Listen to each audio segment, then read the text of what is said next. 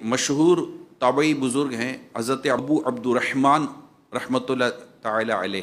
یہ فرماتے صحابہ کرام علیہم الرضوان میں سے جو حضرات ہمیں قرآن عظیم کی تعلیم دیا کرتے تھے، وہ تابعی بزرگ ہیں، صحابہ کرام کی بات کر رہے ہیں، جو قرآن کریم کی ہمیں تعلیم دیتے تھے. انہوں نے ہمیں بتایا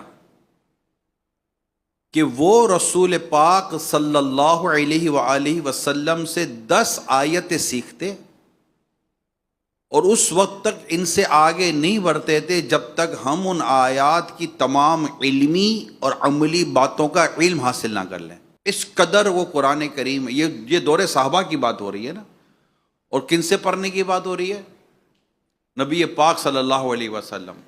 شان یہ ہے کہ یہ آیت کریمہ کی تلاوت فرماتے ہیں، حکمت عطا فرماتے ہیں، وَيُزَكِّيهِمْ تزکیہ نفس فرماتے تھے. یعنی کہ تلاوت بھی تھی، حکمت بھی تھی اور تزکیہ نفس بھی ہے بارگاہ رسالت صلی اللہ علیہ وآلہ وسلم میں.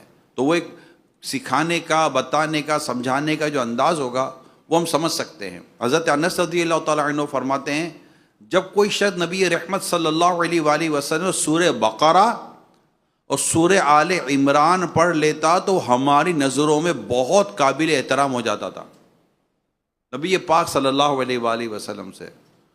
تو یہ جو غور و فکر ہے، یہ غور و خوض ہے، اس پر اگر ہم غور کرتے ہیں تو ہمیں بہت ساری چیزیں یہاں پر نظر آتی ہیں. اللہ پاک ہمیں بھی قرآن کریم کو غور و خوض سے پڑھنے کی توفیق عطا فرمائے. حضرت عمر فاروق اعظم رضی اللہ تعالیٰ عنہ نے برسوں میں جا کر، شاید 10 سال یا 20 سال میں جا کر سورہ بقرہ سیکھی تھی. یا تو سورہ بقرہ کو جس انداز سے آپ نے پڑھا تھا اور اس کے بعد آپ نے ایک اونٹ نہر کیا تھا شکرانے میں، اتنے سالوں میں جا کر، جبکہ یہ انہی کی زبان میں تھی. قرآن کریم تو عربی زبان میں ہے.